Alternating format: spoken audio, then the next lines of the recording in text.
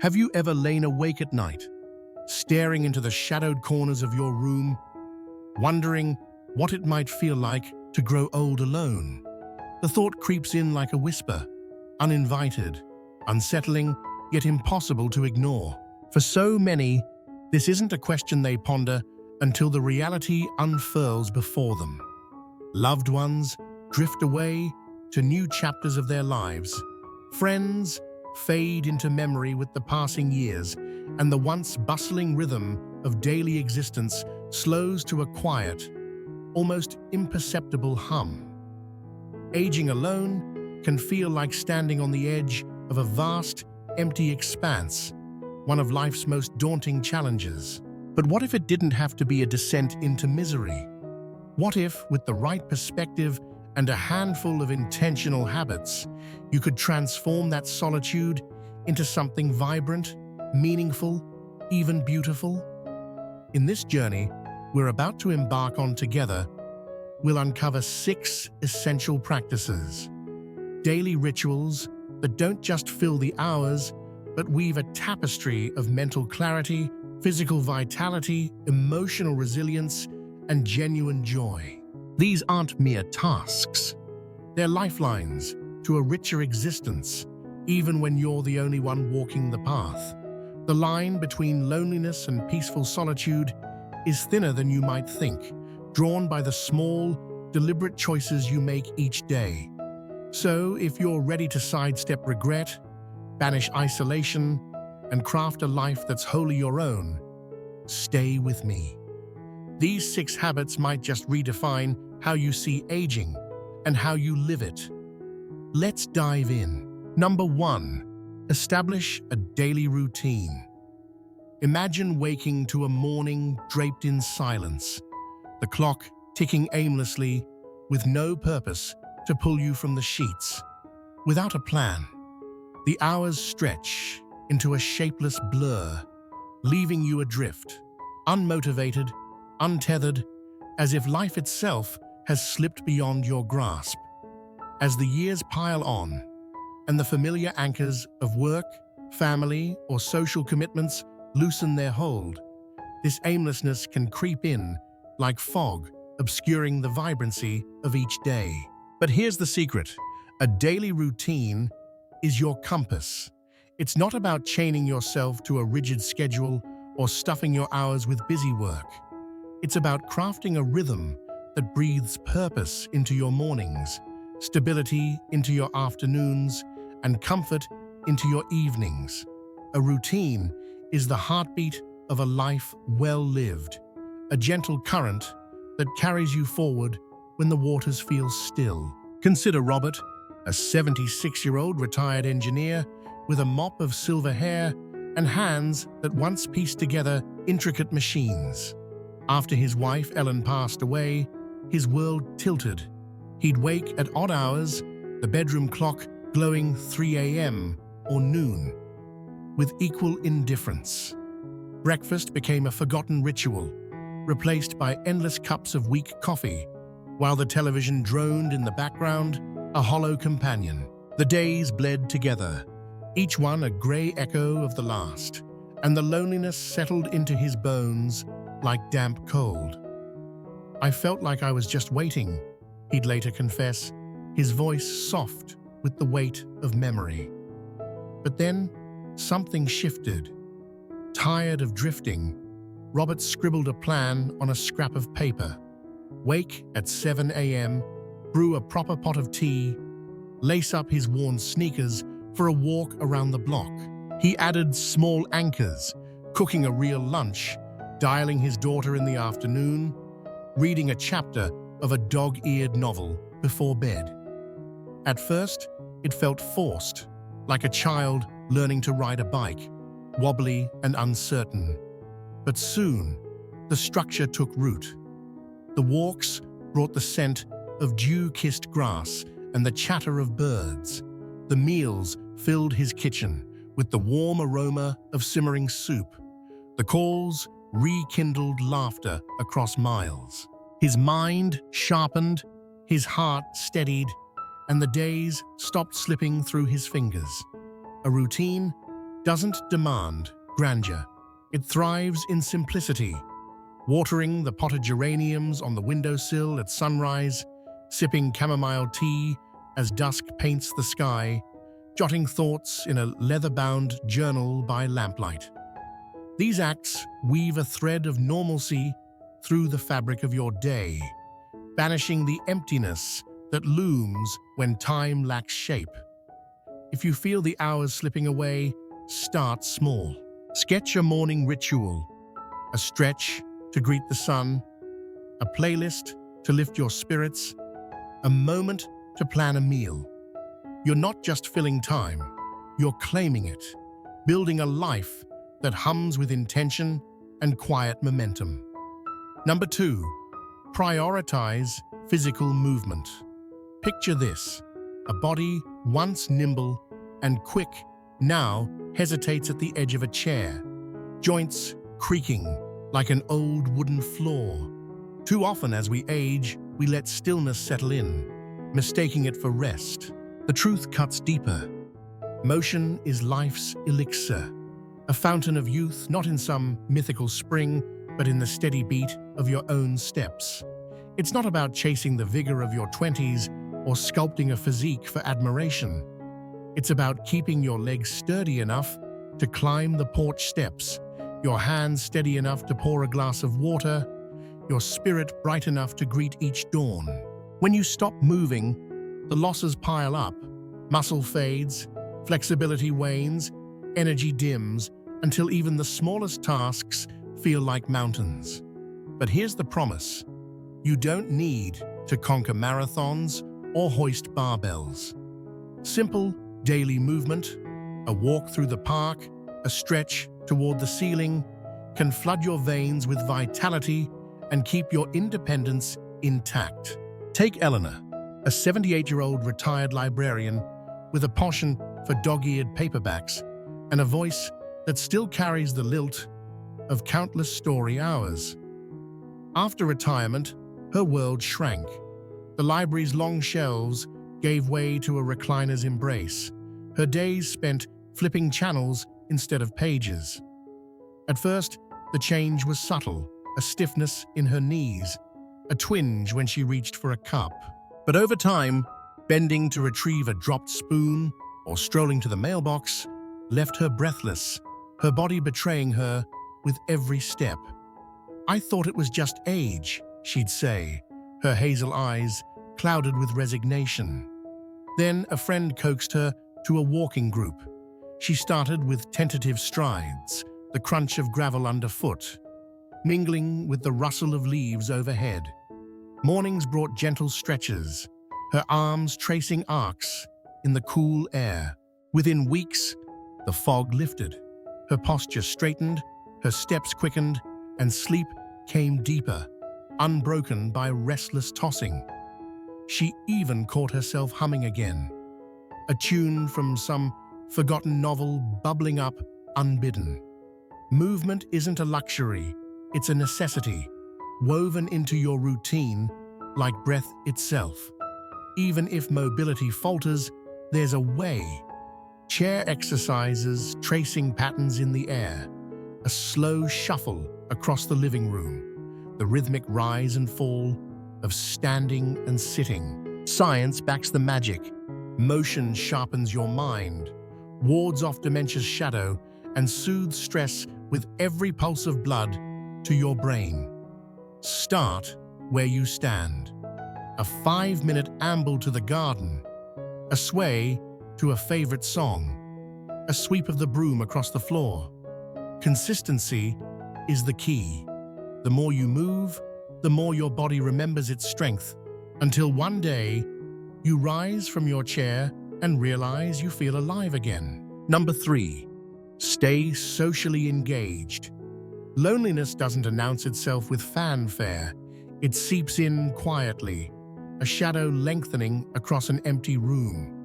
As the years stretch on, the threads of connection can fray.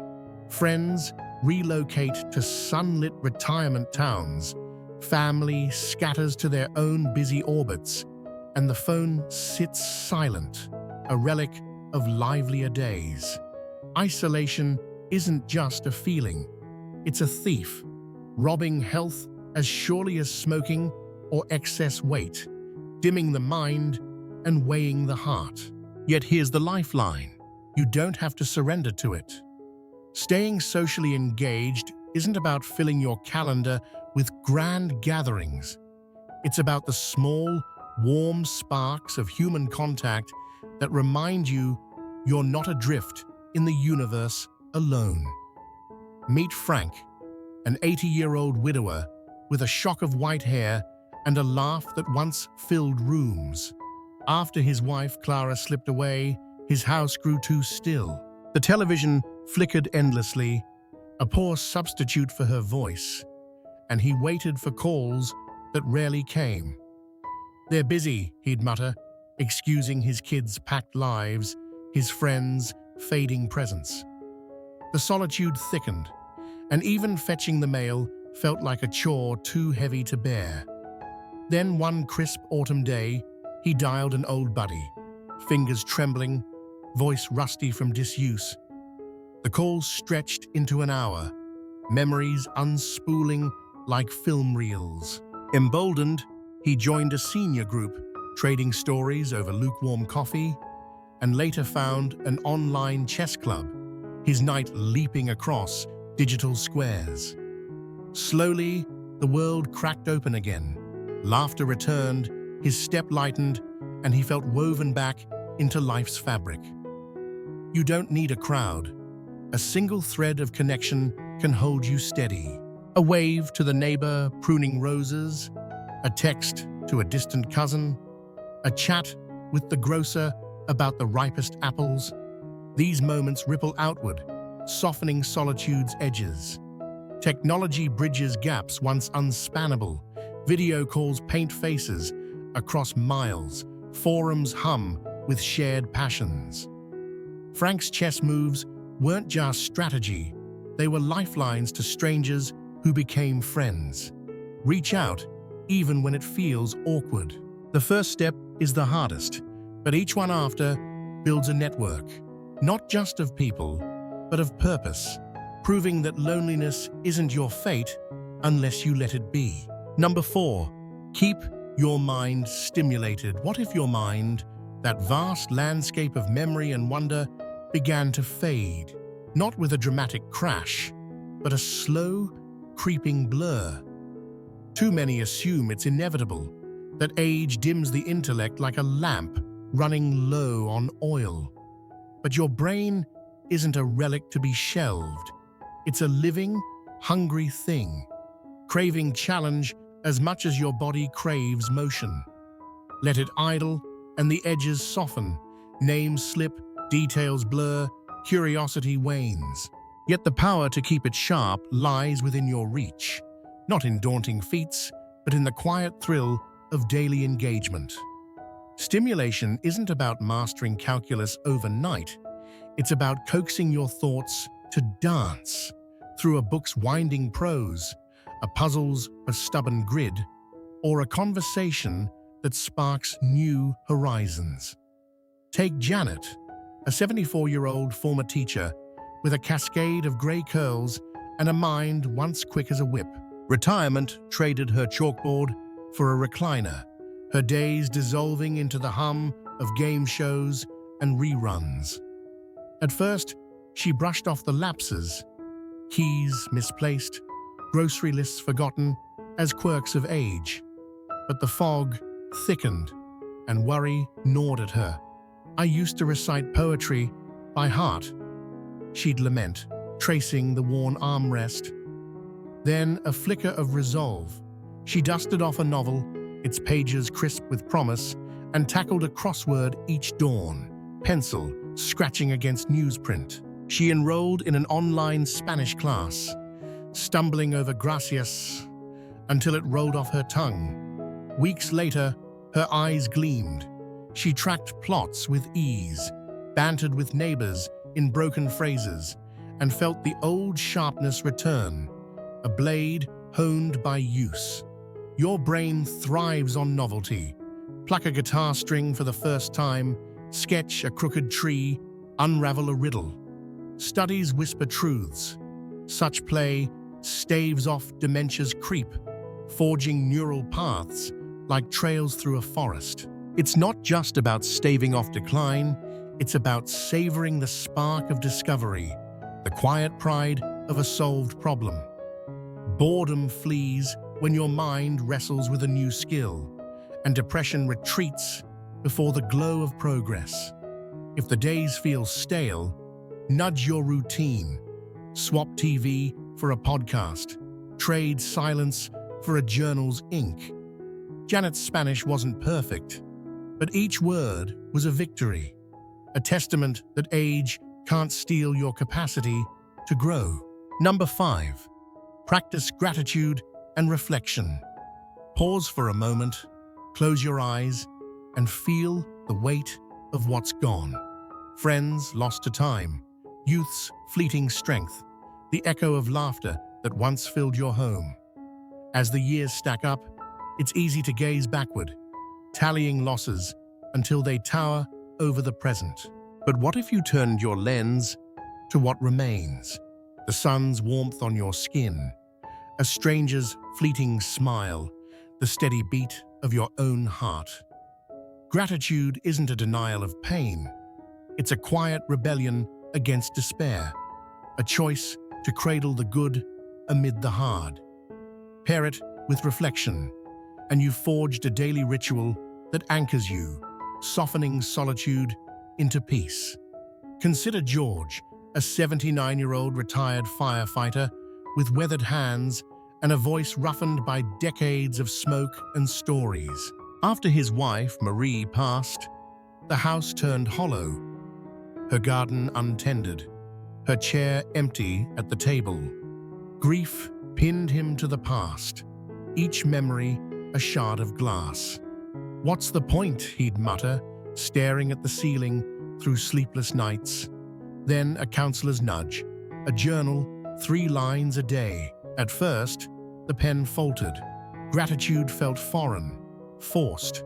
But he wrote, the grandkids' giggles over the phone, the bitter bite of fresh coffee, a cardinal's flash against the snow. Reflection followed. 10 minutes on the porch, breathing the crisp air, sifting through the day's quiet moments. Slowly, the lens shifted. He still ached for Marie, but the ache softened, cradled by what endured. Sleep returned, stress ebbed, and a fragile joy took root. Science nods in agreement. Gratitude lifts mood, eases anxiety, even steadies blood pressure. A balm as potent as medicine. Reflection carves space for clarity, whether through meditation's calm breath or a prayer's whispered hope. Start small. Name 3 gifts each dusk, a meal's savor, a song's lift, a memory that warms. George's cardinal wasn't much, but it was enough to tilt his world toward light. Life's storms won't cease, but this habit builds a shelter, proving that even alone, you're surrounded by fragments of grace worth holding. Number 6, find a way to help others. Loneliness can feel like a locked door, trapping you in a room of your own making. The instinct is to turn inward, to nurse your solitude like a wound. But what if the key lies outside yourself, in the act of reaching for another? Helping others isn't just a noble distraction. It's a lifeline, threading purpose through your days and stitching you back into the world. It doesn't demand heroics. A shared smile, a listening ear, a small kindness can ripple outward, warming you as much as it does them. Giving reminds you of your worth, a quiet echo that you still matter, even when the seats at your table sit empty. Meet Margaret, an 82-year-old former nurse with a wiry frame and eyes that still spark with care. Retirement stripped her of the hospital's bustle, her kids built lives far away, and her circle shrank to a handful of Christmas cards. "I felt invisible," she'd admit, her voice trembling. Days stretched long and hollow until she stepped into a food bank, apron tied, hands sorting cans. At first, it was duty, a way to fill the clock. But soon, the chatter of volunteers, the gratitude in a stranger's nod, the rhythm of shared work woke something dormant. She befriended a young mother, swapped recipes with an old widower, and found herself humming as she locked up. Purpose bloomed anew. She wasn't just passing time, she was shaping it. Her kindness, a bridge back to belonging. You don't need a grand stage. Write a letter to a friend, tutor a child online, leave cookies for a neighbor. These acts weave connection, lifting your spirit as they lighten another's load. Margaret's hands, once steady with IVs, now steadied her own heart. Even frail, you can give a word of wisdom, a prayer over the phone. The magic lies in the shift, from dwelling to doing, from isolation to impact. Each gesture whispers back, "You're still here, still vital, still needed." Final thoughts. Step back now and let these 6 threads settle into your mind. Routine's steady pulse, movement's quiet strength, connection's warm embrace, stimulation's bright spark, gratitude's gentle lens, service's selfless glow. Aging alone isn't a sentence to loneliness. It's a canvas, vast and waiting. These habits aren't cures for life's inevitable shifts. Loved ones will still drift, silence will still fall, but they're tools to paint your days with meaning. You can't halt time's march, but you can choose your steps within it, crafting a solitude that's not barren, but rich, not isolating, but freeing. Picture Robert's morning tea, steaming in the sun, Eleanor's strides crunching autumn leaves, Frank's chessboard alive with strategy, Janet's Spanish lilting through the air, George's journal tracing life's small wonders, Margaret's hands busy with care. These aren't tales of escape, they're proofs of resilience, lives reclaimed through daily choice. Which of these can you weave into your tomorrow? A walk, a call, a grateful pause? Start small. The ripple will grow. You still hold so much. Wisdom to share, beauty to savor, days to shape. Alone doesn't mean lonely, not if you hold these habits close. They're your invitation to a life not just endured, but cherished.